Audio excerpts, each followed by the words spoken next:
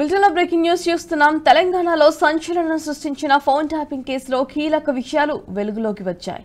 BRS కు ఇబ్బందిగా మారిన వ్యక్తుల ఫోన్లపై నిఘా పెట్టినట్లుగా తన వాంగ్మూలంలో పేర్కొన్నాడు మాజీ డీసీపీ రాధాకిషన్ రావు. అప్పటి కుత్బుల్లాపూర్ ఎమ్మెల్యేతో విభేదాలున్న సాంబాపూర్ రాజుపై, కడియం శ్రీహరితో ఉన్న రాజయ్య విభేదాలపై నిఘా పెట్టామని తెలిపాడు. తాండూరు ఎమ్మెల్యేతో పట్నం మహేందర్ రెడ్డి దంపతులకు ఉన్న విభేదాలపైన ఓ కన్నేసి ఉంచామని, ప్రస్తుత సీఎం రేవంత్ రెడ్డి ఆయన కుటుంబ సభ్యులపైన నిఘా పెట్టినట్లుగా వెల్లడించాడు రాధాకిషన్ రావు.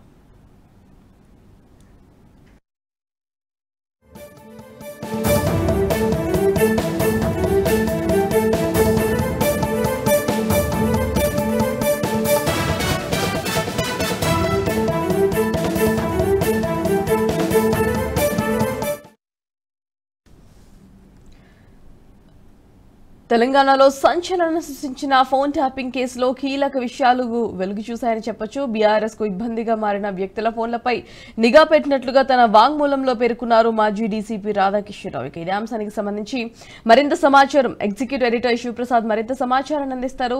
రైట్ సార్, చెప్పండి.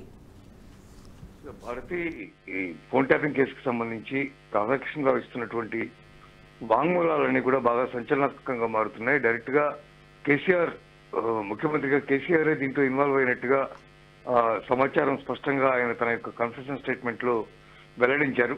చాలా డీటెయిల్డ్ గా, ముఖ్యంగా తనకు ఎవరైతే ప్రతిబంధకంగా మారుతున్నారో, తను ఎవరైతే ఇబ్బంది పెడుతున్నారో అటువంటి వాళ్ళందరినీ కూడా ప్రత్యేకంగా ఆయన టార్గెట్ చేసినట్టుగా ఆ కన్ఫెషన్ స్టేట్మెంట్ లో రాధాకిషన్ రావు స్పష్టంగా చెప్పారు. ముఖ్యంగా బీజేపీకి సంబంధించిన నేతలు కానీ, అట్లాగే కాంగ్రెస్ కి సంబంధించినటువంటి నేతలు కానీ ఎవరైతే బాగా హెవీగా వర్క్ చేస్తూ, ఎవరైతే ప్రభుత్వం మీద, బీఆర్ఎస్ ప్రభుత్వం మీద, కేసీఆర్ మీద తీవ్రమైనటువంటి విమర్శలు చేస్తారో, ఇబ్బంది పెడుతున్నారో అటువంటి వాళ్ళందరినీ కూడా పూర్తిగా కాన్సన్ట్రేట్ చేసి వాళ్ళందరి ఫోన్లు ట్యాప్ చేయవలసిందిగా ఆదేశాలు ఇచ్చారనేది ఆయన యొక్క ప్రధానమైనటువంటి స్టేట్మెంట్ లో ఉన్నటువంటి ప్రధానమైన అభియోగం. దీనికి తోడు ఈ ఎమ్మెల్యేల కొనుగోలు వ్యవహారానికి సంబంధించి బిఎల్ సంతోష్ ని, బీజేపీ నేత బిఎల్ సంతోష్ ని అరెస్ట్ చేయడం ద్వారా కవిత బెయిల్కి సంబంధించి, కవిత కోర్టు కేసుకు సంబంధించి, మద్యం కేసుకు సంబంధించి బేరం పెట్టాలని ఆయన భావించారు అని కూడా రాధాకిషన్ రావు చెప్పినట్టుగా సమాచారం తెలుస్తుంది. పైలట్ రోహిత్ రెడ్డిని వినియోగించుకుని ముందుగానే ఏర్పాట్లన్నీ చేసుకుని కేసీఆర్ ఓకే అన్న తర్వాతే ఆ పర్టికులర్ ఫామ్ హౌస్ లో ముందే వెళ్లి ఈ టీం అంతా, పోలీసు బృందం అంతా కూడా ఎవరైతే రాధాకిషన్ రావు, ప్రభాకర్ రావు కింద వర్క్ చేశారో వాళ్ళందరూ వెళ్లి అక్కడ సీసీ కెమెరాలు అవన్నీ ఏర్పాటు చేయడం, స్పై కెమెరాస్ ఏర్పాటు చేయడం, అవన్నీ పెట్టి వాటన్నిటి ద్వారా అక్కడ జరుగుతున్నటువంటి తతంగాన్ని రికార్డ్ చేసి దాన్ని తర్వాత మీడియాకి రిలీజ్ చేయడం, ఆ తర్వాత ఇది కేసు పెట్టి ఈ కేసుకు సంబంధించి సంతోష్ ని అరెస్ట్ చేయడమే ప్రధానమైనటువంటి లక్ష్యంగా ఆయన ముందుకెళ్లారు అని చెప్పి కూడా రాధాకిషన్ రావు చెప్పారు. ఇట్లా అనేక మంది, అంటే ఈవెన్ బీఆర్ఎస్ లో ఉండేటటువంటి వాళ్ళు కూడా కొంతమంది ఎవరైతే ప్రత్యర్థి పార్టీలతో సన్నిహితంగా ఉంటున్నారో, లేదా ప్రత్యర్థి పార్టీ ఎమ్మెల్యేలతో సన్నిహితంగా ఉంటున్నారో అట్లాంటి వాళ్ళందరి మీద కూడా తీవ్రమైనటువంటి నిఘా పెట్టినట్టు సమాచారం. కోమటిరెడ్డి రాజగోపాల్ రెడ్డి ఎన్నిక సందర్భంగా, మునుగోడు ఎన్నిక సందర్భంగా కూడా ఈ ఫోన్ ట్యాపింగ్ ద్వారా అనేక రకాల అంశాలు తెలుసుకున్నారు.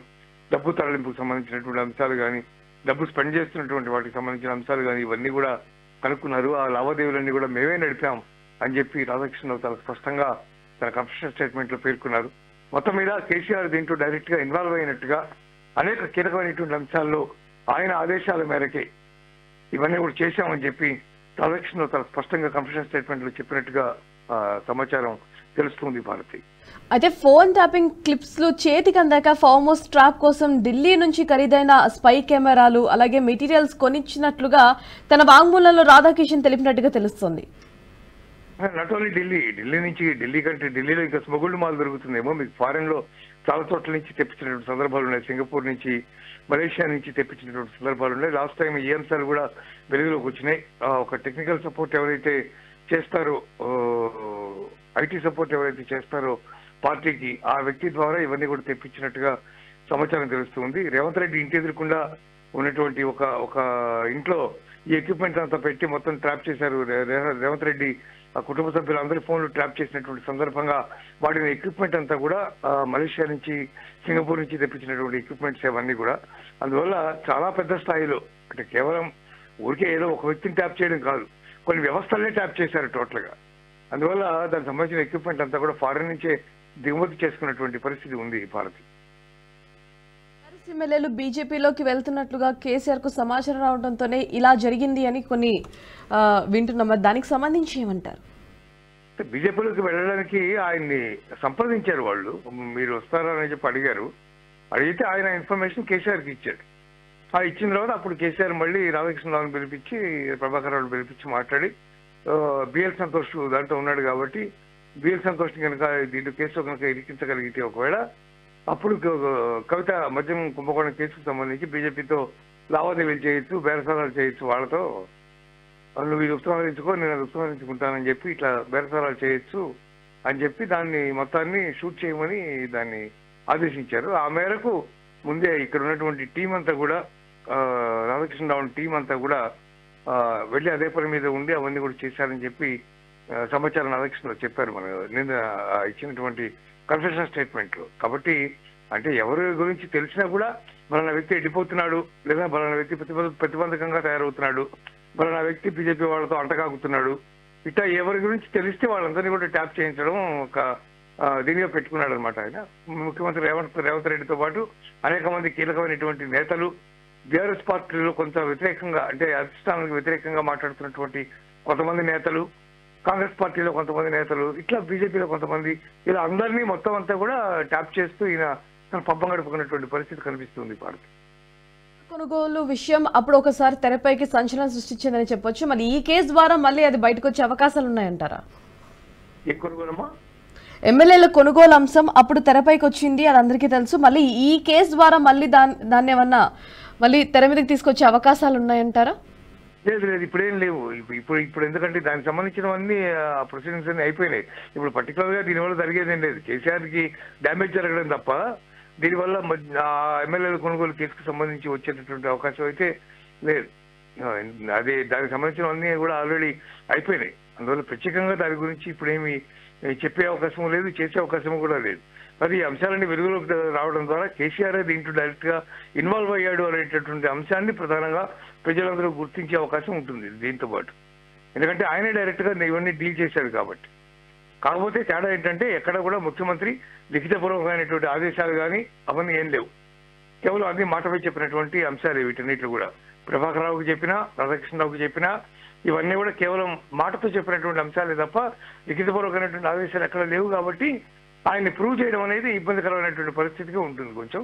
అది మాత్రం అది ఎట్లా చేస్తారు, కేసును ఎలా తీసుకెళ్తారు అనేది చూడవలసినటువంటి పరిస్థితి ఉంది భారత్.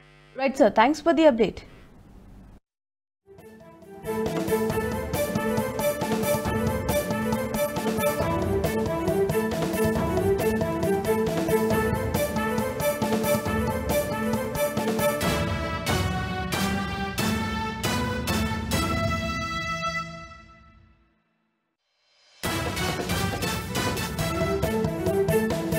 ఈ వీడియో మీకు నచ్చినట్టయితే లైక్ చేయండి, 10 మందికి షేర్ చేయండి. అలాగే కామెంట్ల రూపంలో మీ అభిప్రాయాలను మాతో పంచుకోండి. Nationalist hub group of channels ను సబ్స్క్రైబ్ చేసుకుని తెలుగునాట జాతీయవాద జర్నలిజాన్ని ప్రోత్సహించండి. ఈ వీడియో కింద ఉన్న బెల్ ఐకాన్ పై క్లిక్ చేయడం మర్చిపోవద్దు.